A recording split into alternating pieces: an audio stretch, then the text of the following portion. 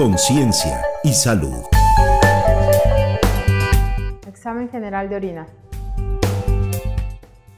La función principal de los riñones es la remoción de productos potencialmente tóxicos y es realizada mediante la formación de la orina. Los procesos básicos involucrados en la formación de la orina son filtración, reabsorción y secreción.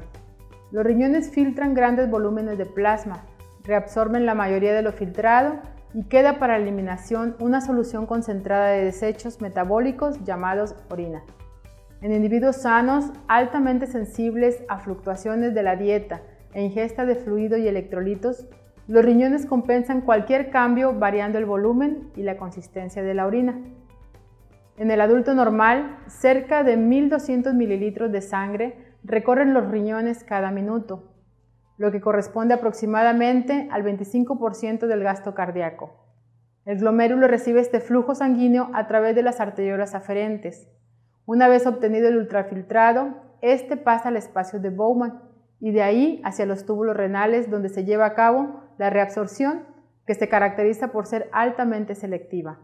La excreción normal de orina es alrededor de 1.500 mililitros por día, lo cual es solamente el 1% de la cantidad del filtrado formado, por lo tanto, el otro 99% debe ser reabsorbido. La secreción es un mecanismo del cual se efectúa la eliminación de sustancias nocivas para el organismo. Estas son excretadas y el producto final, la orina, es liberada hacia el sistema colector correspondiente. El examen general de orina, EGO, es una prueba de gran importancia para el clínico y para el paciente mismo. Esta área es vista con cierto recelo por el tipo de muestra que en ella se analizan. Sin embargo, el uroanálisis es más que la simple lectura de una tira reactiva y la observación al microscopio. Es la aplicación de todos los conocimientos y el empleo de todos los recursos dentro del laboratorio para proporcionar al médico y al paciente resultados de y con calidad. Además, también es uno de los estudios más solicitados por el médico y su objetivo es facilitar el diagnóstico de infecciones urinarias como parte de un examen médico de rutina. Permite detectar los signos iniciales de diversas afecciones cuando la persona presenta manifestaciones de enfermedad renal o diabetes, o bien para vigilar los resultados de un tratamiento encaminado a atender tales padecimientos, para confirmar hematuria o sangre en la orina, lo que puede deberse a afecciones en la vejiga, riñones o próstata, entre otras. Dentro de las enfermedades urológicas que el examen general de orina ayuda a diagnosticar están diabetes, cistitis, que es inflamación de la vejiga, nefritis, inflamación del riñón, que puede cursar con infección bacteriana, pielonefritis o sin ella, glomerulonefritis. Y la nefrosis, degeneración del riñón sin inflamación. Por medio de este análisis es posible elucidar tanto desórdenes estructurales, anatómicos, como desórdenes funcionales, fisiológicos, y del tracto inferior sus causas y su pronóstico. El examen general de orina, el EGO, para su proceso comprende de las características físicas o examen macroscópico. Este evalúa las características de la orina que se pueden captar por medio del sentido, como color, aspecto de la muestra. Se realiza por observación directa de la orina. Las características químicas o examen químico, que es la determinación cuantitativa de diversos parámetros y sustancias excretadas en la orina mediante reacciones químicas y enzimáticas por la impregnación de una tira reactiva con los reactivos específicos para cada determinación, incluyendo el pH y la densidad, el contenido de proteínas, glucosa, cetonas, sangre, nitritos, leucocitos, bilirrubina, urobilinógeno, nitritos y esterasa leucocitaria. Así como además el examen microscópico en donde se observan diferentes tipos de células epiteliales de diferente porción del tracto urinario, cristales, cilindros, bacterias, hongos, parásitos y otras estructuras. El color de la orina presenta una amplia gama de colores, por lo cual está determinado por su concentración. El color puede variar de un amarillo pálido a un ámbar oscuro, según la concentración de pigmentos urocrómicos. Cuanto más pigmento tenga, mayor será la intensidad de color. Sin embargo, existen muchos factores que pueden alterar el color normal de la orina, incluyendo medicamentos y dieta, así como diversos productos químicos que pueden estar presentes en situaciones patológicas. También esta variación del color puede ser por causa de deshidratación, falta de ingesta de agua, aumento del índice metabólico como en fiebre o hipertiroidismo. En cuanto al aspecto, la orina habitualmente es clara, pero puede tornarse turbia por la presencia de leucocitos, células epiteliales u otros elementos, esto pudiéndose confirmar en el análisis del sedimento. Las bacterias pueden causar turbidez, en especial si la muestra se queda a temperatura ambiente. La precipitación de partículas de algunos cristales como uratos amorfos en orinas ácidas y fosfato amorfo en orinas alcalinas, esto dependiendo del pH de la muestra, también pueden causar turbidez. Los parámetros detectados en el proceso químico a través de tiras reactivas, la cual es una banda angosta de plástico con pequeños tacos adheridos con reactivo para una reacción diferente, lo que permite la determinación simultánea de varias pruebas a la vez. Esta tira simple y múltiple ha convertido el proceso de este estudio en un procedimiento sensible y rápido. Su proceso, auxiliado por un lector automatizado, es el más recomendado para la estandarización de su lectura. La detección del pH en la muestra de orina refleja la capacidad renal para mantener la concentración del ion hidrógeno en los líquidos corporales y nos indica el grado de acidez o de alcalinidad de la orina. Generalmente se encuentra disminuido en acidosis metabólicas, dietas ricas en proteínas, cetoacidosis diabética, alcalosis hipocalémicas y su aumento en ingesta de bicarbonato, dieta rica en cítricos, entre otras.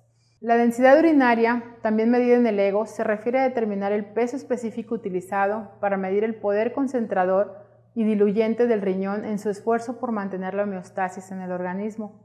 La capacidad concentradora del riñón es una de las primeras funciones que se pierden como consecuencia del daño tubular.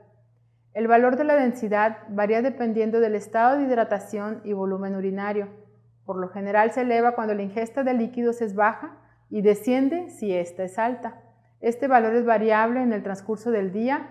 Generalmente para esta medición es recomendable la orina matutina por esta variación. La presencia de cantidades detectables de glucosa en orina, llamada también glucosuria, se presenta cuando los valores de esta en sangre superan la capacidad de reabsorción tubular. La glucosuria suele presentarse cuando las cifras de glucosa sérica se encuentran por arriba de los 180 miligramos por decilitro, llamado umbral renal. La presencia de glucosuria sin hiperglucemia se asocia a una disfunción renal, donde nos indica que la capacidad de absorción renal está disminuida. Esto se observa en diabetes mellitus, acromegalia, enfermedad crónica causada por un exceso de hormona del crecimiento, la cual es producida en la glándula pituitaria, síndrome de Cushing, en donde hay un exceso de la hormona adrenocorticotrófica a nivel hipófisis suprarrenal, produciendo cortisol en exceso, tumores pancreáticos y feocromocitoma, el cual nos indica un tumor en la glándula suprarrenal. Las proteínas detectadas en orina se deben a un aumento de la permeabilidad glomerular y a una alteración en la reabsorción tubular o a una combinación de ambos. El hallazgo de proteínas en la muestra de orina también es llamado proteinuria. Para su determinación se recomienda la primera orina de la mañana, pues la ingesta de líquidos puede modificar los valores. Generalmente no deben de ser excretados más de 150 miligramos de proteína en una recolección de orina de 24 horas.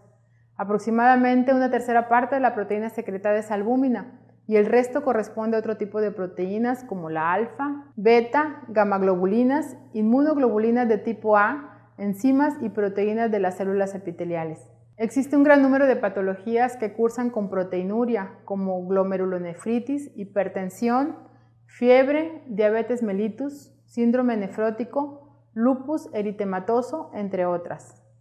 La detección de sangre en orina o hematuria se refiere a la presencia de más de 3 eritrocitos por campo, mientras que la presencia de hemoglobina libre se designa como hemoglobinuria.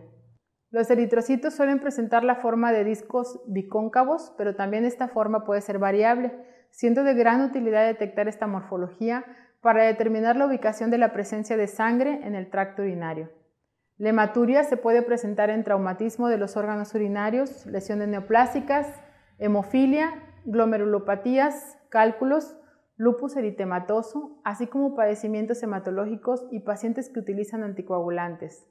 Ocasionalmente pueden presentarse en situaciones de ejercicio extenuante. Cuando existe algún defecto en la utilización de carbohidratos en la dieta, el organismo suele recurrir al metabolismo de los ácidos grasos. Los cuerpos cetónicos derivados de este metabolismo son la cetona, el ácido acético y el hidroxibutirato. La presencia de estas sustancias en la orina se asocia a diabetes mellitus descontrolada. Sin embargo, no solo en estas patologías pueden encontrarse, también en estados febriles y tóxicos acompañados de vómito y diarrea, así como en el ayuno prolongado. El examen general de orina, EGO, también nos da información de metabolitos tales como la bilirrubina y el urobilinógeno. La bilirrubina es un metabolito que proviene de la hemoglobina de los eritrocitos, que son destruidos en el sistema retículo endotelial, distribuidos en todo el organismo.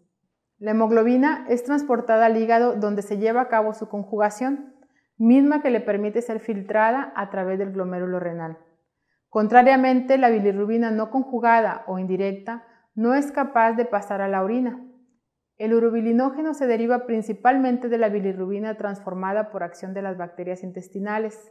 Una parte del urobilinógeno es excretada por las heces y una pequeña porción de urobilinógeno que se encuentra en la sangre es removida por el hígado, llevada al riñón para ser excretada y finalmente dar color a la orina. El nivel de bilirrubina total en el suero es de 1.0 miligramos por decilitro o menos. Cuando este nivel supera la cifra de 2.5 miligramos por decilitro aproximadamente, los tejidos toman el color amarillo de aquella y este estado se denomina ictericia. Si la ictericia se debe a un nivel de bilirrubina no conjugada, no habrá excreción de esta en la orina. Pero si la causa de la ictericia es un aumento en el nivel de bilirrubina conjugada, entonces habrá bilirrubina en orina. Existen fundamentalmente tres tipos de ictericia: la hepática, la obstructiva y la hemolítica. Como estos tipos difieren en las sustancias excretadas en la orina, pueden ser diferenciadas determinando la presencia o no de bilirrubina y de urobilinógeno en la orina. Se determina la presencia de nitritos en la muestra para el diagnóstico temprano de bacteriuria significativa y asintomática. Los organismos comunes que causan infección en el tracto urinario, como la Escherichia coli, el Enterobacter, el Citrobacter, la Klebsiella y las especies de Proteus, contienen enzimas que reducen el nitrato de la orina a nitrito. Para que esto ocurra, debe dejarse incubar la orina en la vejiga durante un mínimo de 4 horas. Por lo tanto, lo más recomendable es la primera orina de la mañana del chorro intermedio, es decir, descartar la primera parte de la micción, recoger la segunda parte de la micción directamente en el recipiente y descartar la última parte. Debe de procesarse inmediatamente después de ser emitida, ya que si se deja la muestra a temperatura ambiente durante varias horas, pueden desarrollarse organismos contaminantes y producir nitritos. Un resultado negativo nunca debe interpretarse como indicador de ausencia de infección bacteriana, habiendo varias razones para justificar esto, como pueden existir gérmenes patógenos en la orina que no formen nitritos, la orina puede no haberse estado en la vejiga bastante tiempo como para que el nitrato se convierta en nitrito. Existen casos en que la orina no contiene nitrato y pueden existir una infección bacteriana con una reacción negativa. Se acepta que en condiciones normales no deben de estar presentes más de 5 leucocitos en el campo del microscopio. Cuando esta cifra es superada y se observan bacterias en el sedimento, se sugiere una infección en vías urinarias.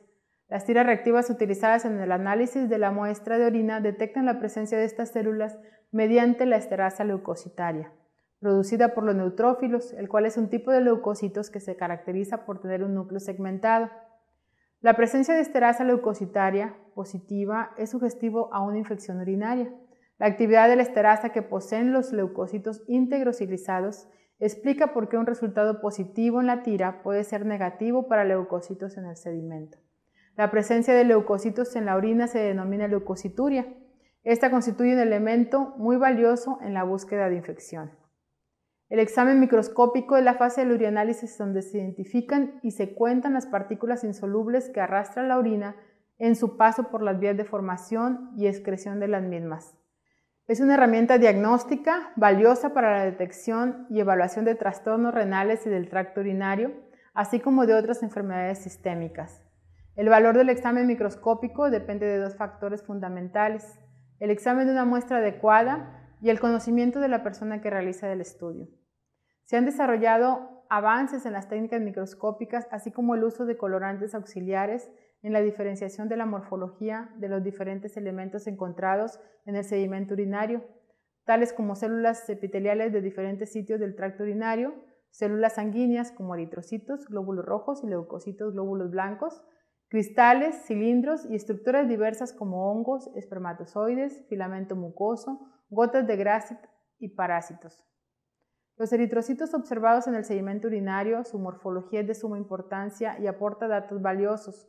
La cantidad existente nos puede hablar de la cronicidad de un proceso patológico. Se pueden detectar eritrocitos isomórficos posglomerulares y eritrocitos dismórficos glomerulares. En condiciones no patológicas se pueden observar en cantidad reducida. En la mujer constituyen a veces contaminación menstrual. La importancia de detectar presencia de leucocitos radica en la cantidad o número en la que se encuentre y puede ser un indicador de daño o cronicidad del proceso patológico involucrado. Se pueden identificar piocitos, también conocidos como células centellantes, las cuales son leucocitos que presentan en el citoplasma abundantes gránulos con movimiento y su presencia es indicador de una probable pielonefritis. En condiciones normales podemos observar hasta 5 leucocitos por campo. Las células epiteliales presentes en la orina pueden provenir de cualquier sitio del tracto urinario, desde los túbulos contorneados hasta la uretra o vagina. En condiciones normales se pueden observar en el sedimento urinario en mayor o menor cantidad, lo que dependerá de las condiciones fisiológicas y el sexo del paciente. Las células epiteliales son de tamaño irregular, alargadas, presentan un núcleo y granulación en el citoplasma. En condiciones normales se pueden observar de manera escasa en hombres, en tanto que en mujeres puede ser variable relacionado al ciclo menstrual.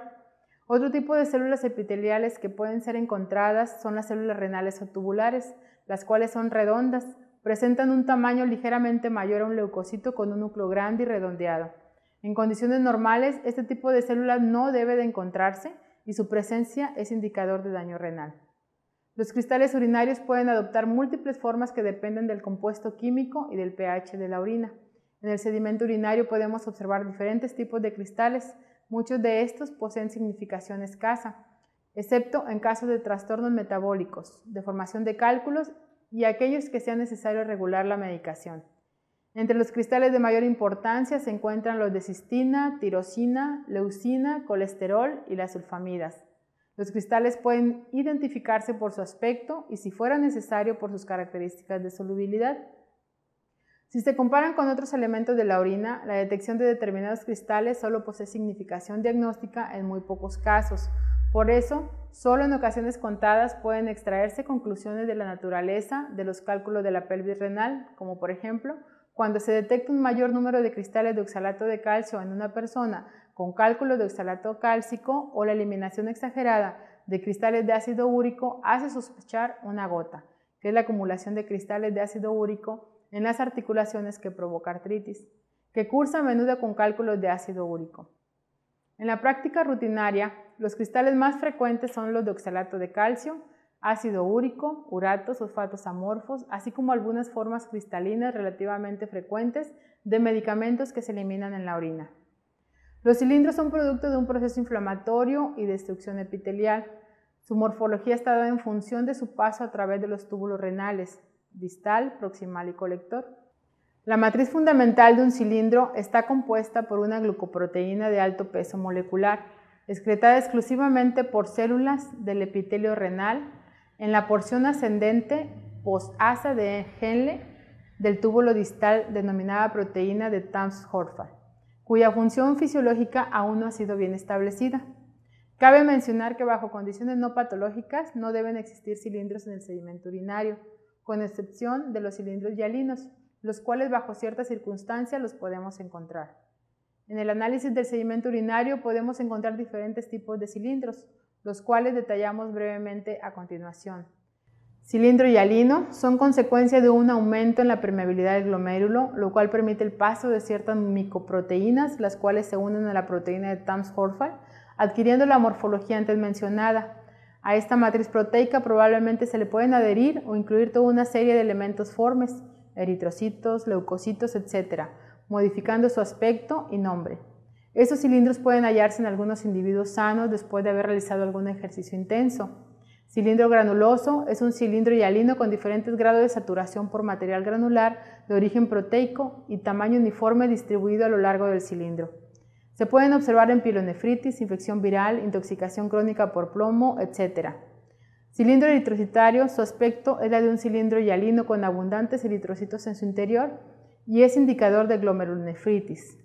Cilindro leucocitario es un cilindro hialino con la presencia de abundantes leucocitos, es indicador de pielonefritis. Cilindro epitelial, se observa un cilindro hialino cuyo contenido interno es de células epiteliales proveniente de los túbulos renales. Se presentan en nefrosis, eclampsia, amiloidosis, necrosis tubular aguda y en rechazo del trasplante renal. Cuando se observa la degeneración del material celular contenido dentro del cilindro, se le conoce como cilindro granular o de granulación gruesa. Cilindro serio, se forma como consecuencia de la falta de excreción de cilindros, lo cual permite la continua degeneración celular. Su aspecto asemeja un cilindro hialino con invaginaciones internas o muescas. Su presencia indica insuficiencia renal crónica. Existen otros elementos y estructuras diversas que pueden ser halladas en el sedimento urinario, además de los ya mencionados. La utilidad del examen microscópico radica fundamentalmente en su valoración en la mayoría de los criterios diagnósticos y de afección renal. La realización cuidadosa del examen general de orina, EGO, por parte del laboratorio ayuda al diagnóstico diferencial de numerosas enfermedades del sistema urinario. Los resultados anómalos ocasionados por un incorrecto procedimiento de recolección del espécimen pueden desencadenar una secuencia de pruebas diagnósticas complementarias y en muchos casos tratamientos antibióticos innecesarios que solo conducen a angustiar al paciente, a incrementar el gasto farmacéutico y de laboratorio. Por lo que se recomienda para su recolección previo aseo de genitales externos, idealmente recoger la primera orina de la mañana o una orina con reposo en vejiga de 4 horas, obtenida del chorro medio al orinar y recolectada en un frasco estéril. No haber tenido relaciones sexuales al menos en 48 horas, no estar en periodo menstrual, no haberse aplicado cremas ni óvulos vaginales, no haber realizado ejercicios de alto impacto, no haber ingerido alimentos con colorantes o algún medicamento que pudiera interferir en el resultado, entre otras. Usualmente los datos de laboratorio obtenidos por medio de este análisis se logran sin dolor, daño o tensión para el paciente. Esta es la razón por la cual la realización e interpretación correcta del examen general de orina EGO permanece siempre como una herramienta esencial, mas no definitiva de la práctica clínica. Recientemente el estudio fisiopatológico de la orina ha ganado aceptación médica como un análisis nuevo, más sensible en el diagnóstico de ciertas patologías renales y del tracto urinario inferior. Requiere mayor inversión de tiempo debido a un proceso más minucioso técnicamente y microscópicamente, por lo que es recomendable como un estudio preventivo para pacientes sintomáticos con enfermedades renales o del tracto urinario inferior o neoplasias.